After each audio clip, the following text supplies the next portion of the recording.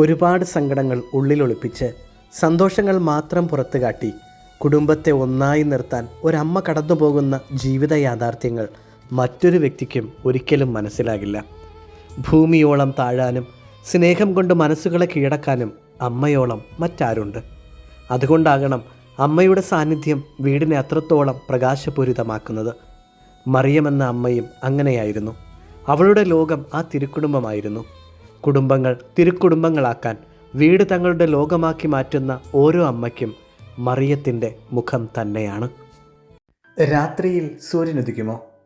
രാത്രിയിൽ സൂര്യനുദിച്ചാൽ അത് പകലാകില്ലേ?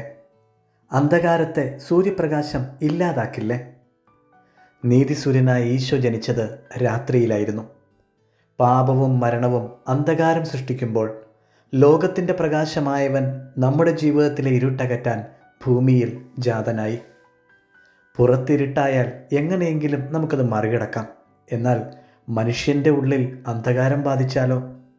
പിന്നെ വാക്കിലും പ്രവൃത്തിയിലും ചിന്തയിലും ഇരുട്ടിൻ്റെ ശകലങ്ങൾ നിഴലിക്കും.